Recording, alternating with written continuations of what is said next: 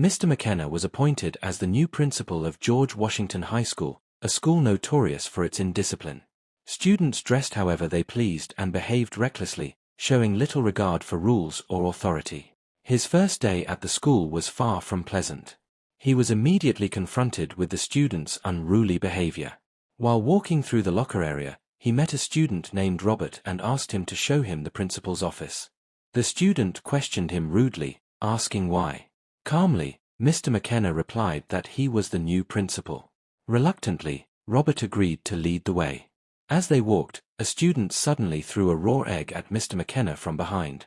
He handed his belongings to Robert and chased after the culprit, but the group of students tripped him using a trash can and fled.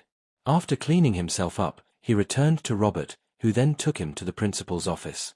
Inside, he met Molly Morgan, his secretary, and Mr. Proactor, a teacher who dragged in a student for punishment.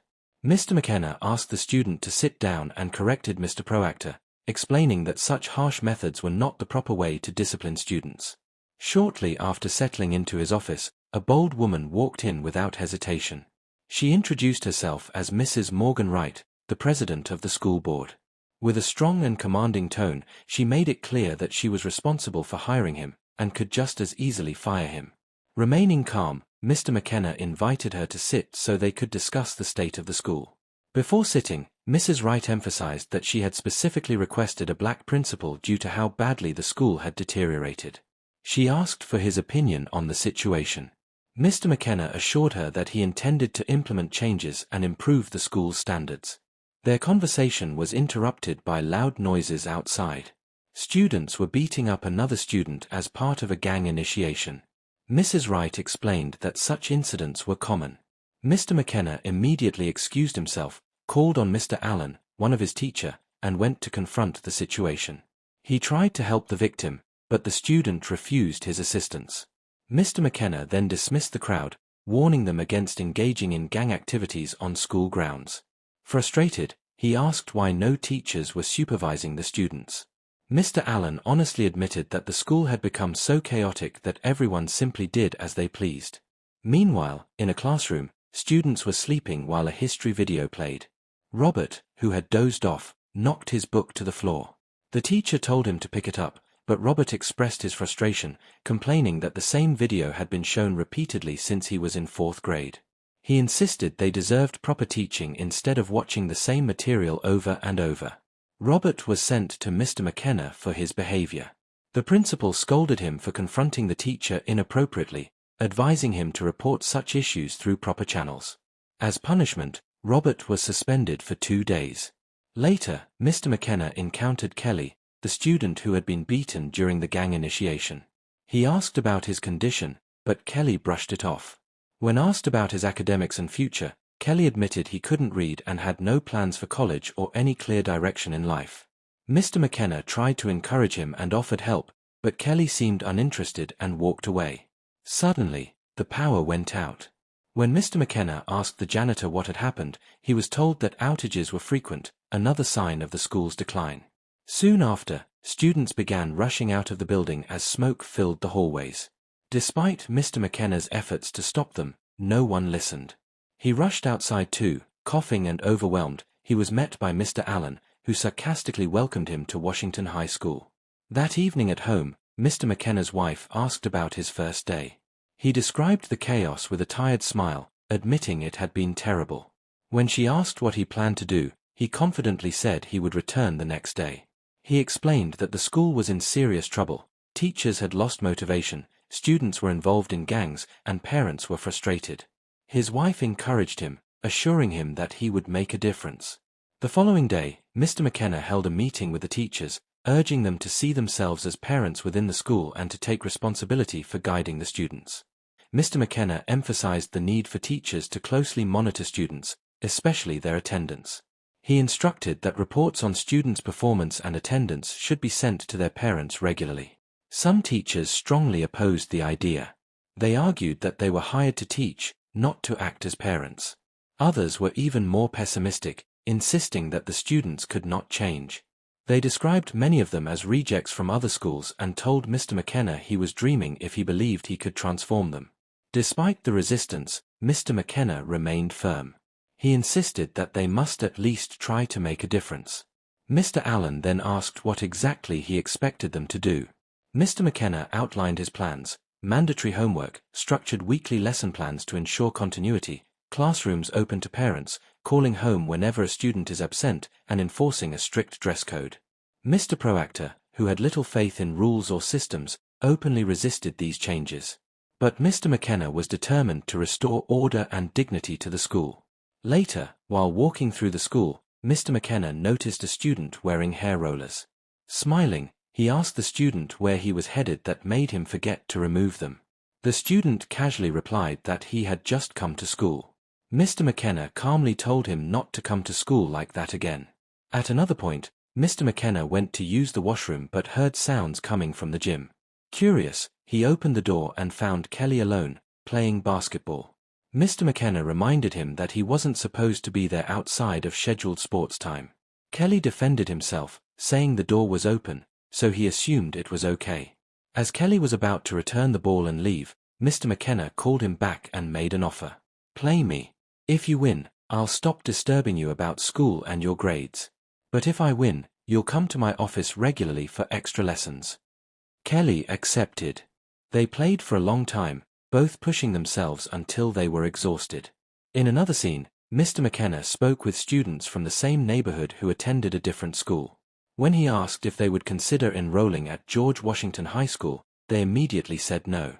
As they boarded their bus, they openly spoke about how bad the students at his school were. The next day, Mr. McKenna visited a woman whose fence had been constantly vandalized with graffiti by students and local thugs. He asked for permission to repaint it. The woman advised him not to waste his time, saying it wouldn't change anything, but she still allowed him to proceed. Mr. McKenna then approached 4 students and asked them to help him paint the wall. They initially refused, arguing that it was a spot where students freely expressed themselves through graffiti. However, he challenged them in a way that made them reconsider, and they eventually agreed to help. The following day, Mr. McKenna discovered his car covered in paint. The same students had vandalized it in retaliation for repainting their wall. Despite this, he refused to give up and returned to repaint the wall again. Mr. Allen tried to discourage him, but Mr. McKenna remained determined. Meanwhile, Kelly had started receiving academic help from Cynthia. While studying, his gang leader approached and signaled for him to join them, but Kelly chose to stay back. Shortly after, noise erupted nearby. A fight had broken out between rival gangs. Kelly rushed to the scene. His gang leader, EJ, was already engaged in a violent fight. Punches were thrown, and chaos erupted. When EJ was knocked to the ground and about to be stabbed, Kelly stepped in and defended him. Suddenly, one of the gang members pulled out a gun and shot Kelly. Panic broke out as everyone fled. Mr. McKenna, who had been rushing toward the scene, arrived just after the shooting. He cradled Kelly in his arms, speaking to him and trying to keep him alive. Students and staff stood in shock as Kelly slowly took his last breath in Mr. McKenna's arms.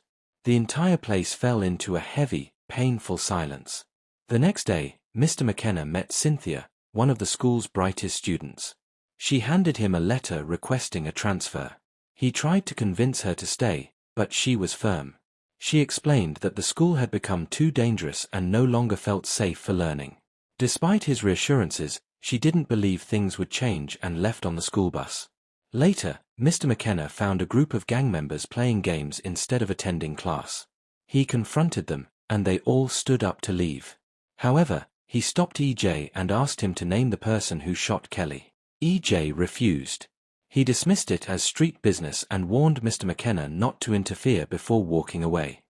Mr. McKenna invited 3 teachers to his office and pleaded with them to take the new school initiative seriously. He emphasized the importance of the home project scheme, regular assignments, mandatory class attendance, enforcing the dress code, and contacting parents immediately a student misses school for the first time.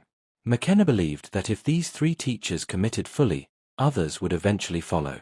The teachers agreed, and McKenna felt hopeful and encouraged.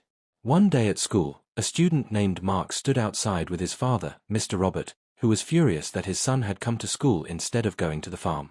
McKenna quickly intervened, asking the father to calm down. However, Mr. Robert insisted on taking his son away. McKenna explained that Mark needed proper permission and clearance before leaving school. Angered, Mr. Robert left and drove off. As preparations began for a teachers' and parents' meeting, Mrs. Morgan informed McKenna that the distribution of flyers had been successful. Confident in his plan, McKenna worked tirelessly to organize the meeting. He intended for teachers, parents, and students to sign a contract agreeing to new disciplinary measures aimed at improving the school. McKenna and his wife prepared together for the meeting, with her continuing to support him throughout his journey at George Washington High School. They left home together for the event. At the meeting, however, McKenna addressed a nearly empty hall. Very few parents showed up. Although some later approached him to acknowledge his efforts, the poor turnout was disappointing. Mrs. Morgan apologized, knowing how much effort he had put into organizing the event. Later at home, McKenna sat alone outside, visibly upset. His wife came to comfort him, urging him to come inside and take a break from school matters. But he refused, his frustration evident.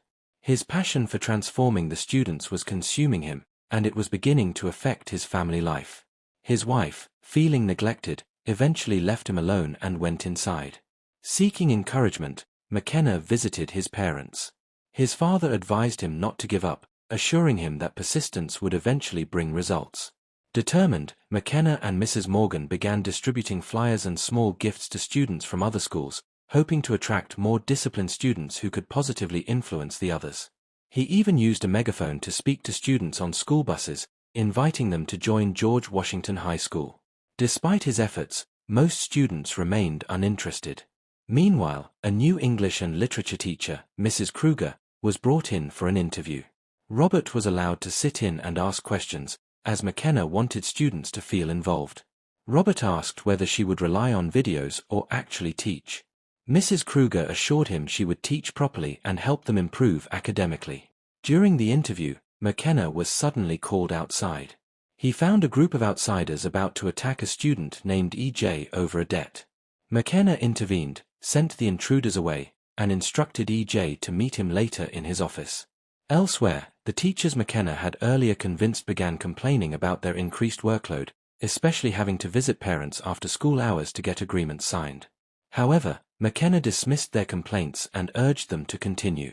Outside, McKenna was seen repainting a wall that students had vandalized, while inside, Mr. Proctor and another teacher mocked him, predicting he would soon give up.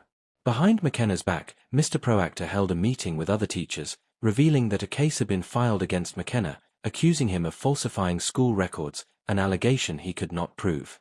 When confronted, McKenna challenged them, and they avoided eye contact, clearly ashamed. He told them bluntly that if they were unhappy at George Washington High School, they were free to leave.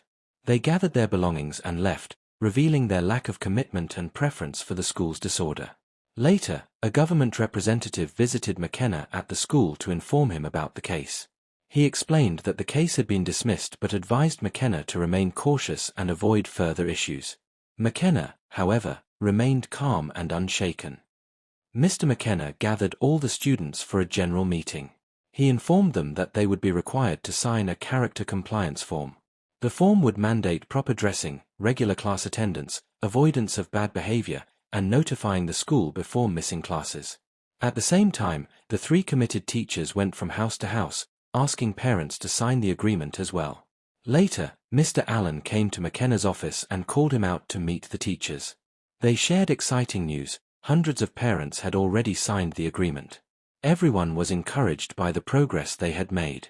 One day after school, a student approached Mr. McKenna to ask if he could get a scholarship after graduating from high school.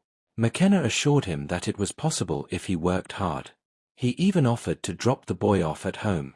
However, when they arrived, McKenna discovered the boy was homeless and had been sleeping in a car. The boy worked nights and weekends just to survive and stay in school. Deeply moved, McKenna offered him a place to stay and promised to help him secure a scholarship. Meanwhile, Mrs. Kruger was making great progress with her class. She challenged her students, even daring Robert to read Shakespeare.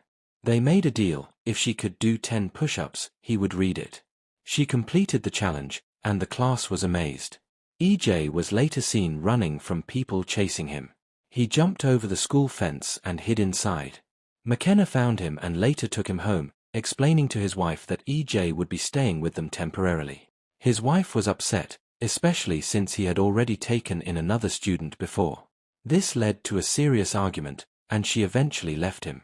The next day, McKenna tried to tutor EJ in his office, but EJ resisted, insisting that school was not the life he wanted.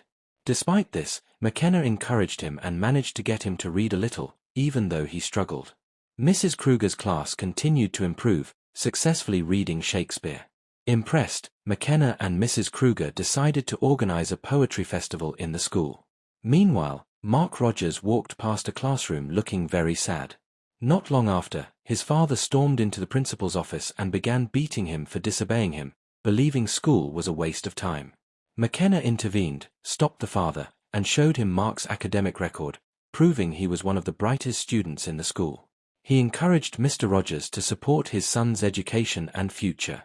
Overcome with emotion, the father apologized and promised to change, as both he and his son broke down in tears. Later, Cynthia, a former student, returned to the school and asked McKenna to take her back. She apologized for leaving, explaining she had been afraid of the school's previous environment. She expressed her dream of becoming the first graduate in her family. McKenna welcomed her back and assured her that with hard work, she could earn a college scholarship. At the staircase, Mr. Proactor approached McKenna and admitted he had tried everything to get him removed from the school. Since none of it worked, he revealed he would be leaving for another teaching job. McKenna calmly asked him to stay one more week until a replacement could be arranged. Soon after, EJ was arrested on school premises by the police. McKenna demanded to know what had happened, but neither the police nor EJ gave any explanation. On the day of the Shakespeare Festival, tensions rose as gangs began preparing for a fight near the school. The security guard suggested calling the police, but McKenna refused, fearing it would disrupt the event. The festival began, and Robert was one of the contestants. Meanwhile, McKenna confronted one of the gang members, disarmed him, and demanded to know where the fight would take place. The boy refused to speak. Back in the hall, Robert became nervous and ran away from the competition. He hid in the lab, where Mrs. Kruger found him. She encouraged him to face his fears and not give up. Though he was almost disqualified, Robert eventually gathered the courage to return. His teachers were proud as he stepped on stage and performed. At the same time, McKenna tracked down another gang member, captured him, and locked him in a room, insisting he reveal where the fight was going to happen. The gang had gathered outside and were just about to start fighting when McKenna arrived and quickly defused the situation, preventing the fight from breaking out. The competition continued, and the results were announced. Although Robert's name wasn't called, he was still very excited to have participated and felt proud of himself. McKenna later went to visit EJ in jail, but EJ remained completely unrepentant. He told Mr. McKenna to stop worrying about him, saying he actually looked forward to being in jail because it would earn him respect on the streets once he got out. McKenna left the visit feeling defeated, reflecting on how he had lost his family because of the boy. Meanwhile, the school had improved significantly. For the first time, a large number of students were graduating, with some even earning academic scholarships. There was a sense of happiness and pride throughout the school. In appreciation, the students presented Mr. McKenna with a framed message that read, "We are family, and we love you, Mr. McKenna."